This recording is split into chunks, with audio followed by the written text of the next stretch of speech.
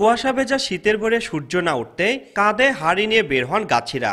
এরপর রাতভর হাড়িতে জমাকৃত রস গাছ থেকে এক এক করে নামিয়ে আনা হয়।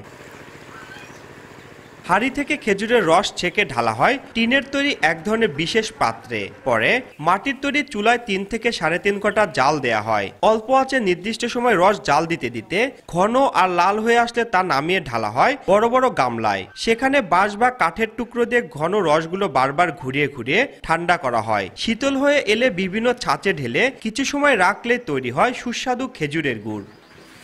প্রতি বছর শীত মৌসুমেই সিরাজগঞ্জের তাড়াশ, রায়গঞ্জ, উল্লাপাড়া সহ বেশ কয়েকটি উপজেলার গ্রামে গ্রামে শীতের ভোরে চোখে পড়বে এমন দৃশ্য। রাজশাহী, পাবনা, নাটোর সহ দেশের বিভিন্ন স্থান থেকে আসা গাছিরা স্থানীয় কৃষকদের কাছ থেকে খেজুরের গাছ ভাড়া নিয়ে এই গুড় তৈরি করেন। চলতি বছর আবহাওয়া ভালো থাকায় রসের উৎপাদন ভালো হচ্ছে। এতে ভালো গুড় পাচ্ছেন গাছিরা। রাত 3টা থেকে শুরু করে ফজর আজান পর্যন্ত আমরা রস সংগ্রহ করি। 4 ঘন্টা লাগে ধরেন জাল দিতে। জাল টাল দিয়ে সাইরে গুড়টা নামাই, নামা এ ধরেন ঢালার পরে বিভিন্ন জায়গার ধরেন সেল হয়। বিভিন্ন জায়গার থেকে ক্রেতারা এসে কিনে নিয়ে যায়, ক্রয় করে নিয়ে যায় এবং দামও মোটামুটি ভালো। এটা খুব ভালো, মানে খুব সুস্বাদু, কোনো ভেজাল নাই। আমাদের গুড়কে যদি সরকারিভাবে বেচার জন্য যদি আমাদের একটু পরিবেশ করে দিত, হয়তো বা আমাদের একটু ভালো হতো।